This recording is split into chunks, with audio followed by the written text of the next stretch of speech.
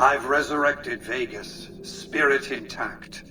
What I need now is the ability to enforce my rightful claim. Not just against Caesar's Legion, by the way. In fact, the NCR is a more present and insidious threat. To enforce, one must have force, a position of strength. Years ago, when I detected NCR scouts roaming the Mojave, I could tell from their uniforms that these were no mere tribesmen. I knew it was only a matter of time before an army appeared to take control of the dam, and I knew my Securitrons wouldn't be enough to oppose them.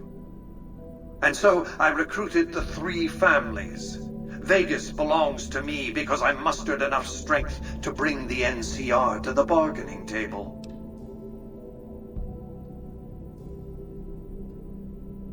Indeed it was, and still is, but not without taking significant casualties.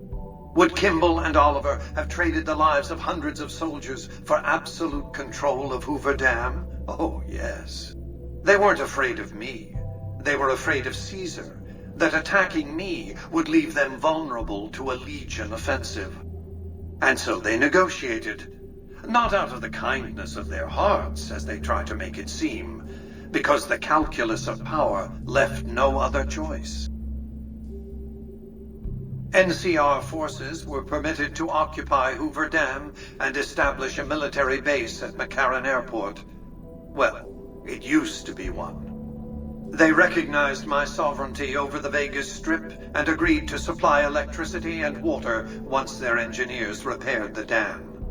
Written into the treaty were provisions that the NCR do nothing to prevent its soldiers and civilians from visiting the Strip. That's how I harnessed the NCR to my endeavor. Their occupation has been the engine of my growing economy. The salient issue is that they will go to war with me if given the chance. There's just one reason why the NCR hasn't contrived some outrage to justify invading the Strip. Caesar's Legion. The final battle between those 2 armies is fast approaching. I can't afford to let either side win on their terms. What else did you want to discuss?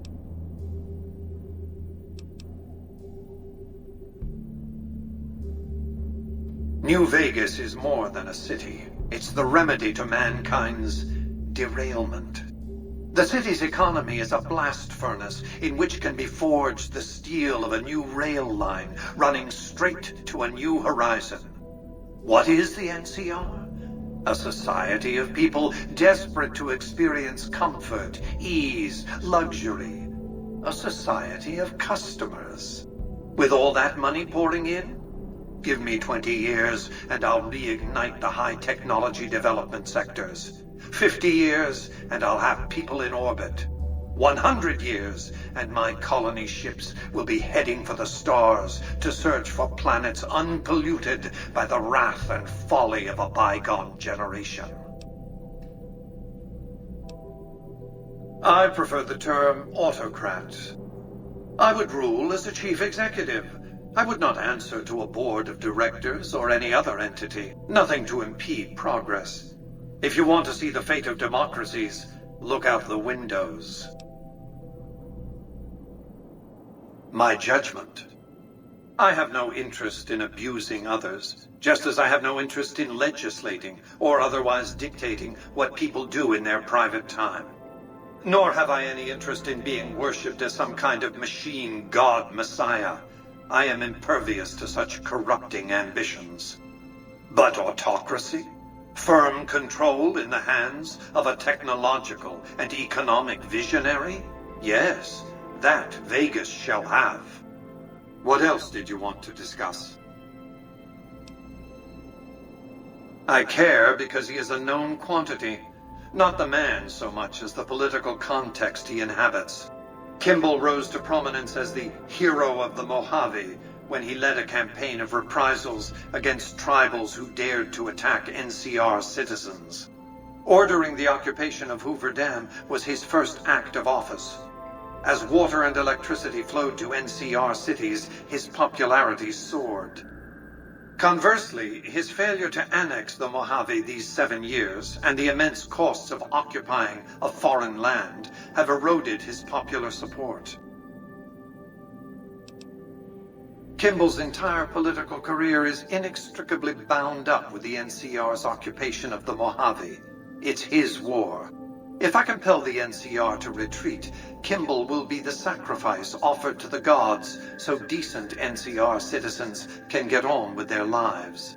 In retrospect, the Mojave and Hoover Dam will seem like one man's misadventure. Kimball will be blamed, not me, not New Vegas. Then the hero of the Mojave would become the martyr of Hoover Dam. And when, subsequently, I force the NCR to retreat, they lick their wounds and dream of righteous vengeance against New Vegas. Hello, embargo. Farewell, tourist economy. I've calculated and recalculated these probabilities. Kimball must live.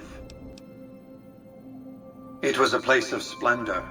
As magnificent as today's Strip may seem, it's but a shadow of the neon paradise that was Las Vegas. I grew up not far from here, and though I traveled the old world extensively, I never found another place like it.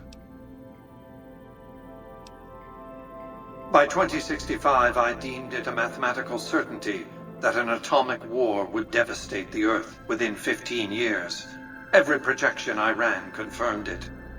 I knew I couldn't save the world, nor did I care to, but I could save Vegas, and in the process, perhaps save mankind. I set to work immediately. I thought I had plenty of time to prepare. As it turned out, I was 20 hours short. On the day of the Great War, 77 atomic warheads targeted Las Vegas and its surrounding areas. My networked mainframes were able to predict and force transmit disarm code subsets to 59 warheads, neutralizing them before impact. Laser cannons mounted on the roof of the Lucky 38 destroyed another 9 warheads. The rest got through, though none hit the city itself. A suboptimal performance, admittedly. If only the platinum chip had arrived a day sooner. The platinum chip was printed in Sunnyvale, California on October 22nd, 2077, the day before the Great War. It was to have been delivered by courier the following afternoon, but by then, the world had ended. The chip contained vital software upgrades, but not just for my Securitrons. Every aspect of the missile defense grid would have been upgraded too. Given that I had to make do with buggy software, the outcome could have been worse. I nearly died as it was. Software glitches set off a cascade of system crashes. I had to take the Lucky 38's reactor offline, lest it melt down. For nearly 5 years, I battled power outages and more system crashes until I finally managed to reboot my data core with an older version of the OS. I spent the next few decades in a veritable coma, but I survived, obviously, and eventually thrived. Hail the People's Republic!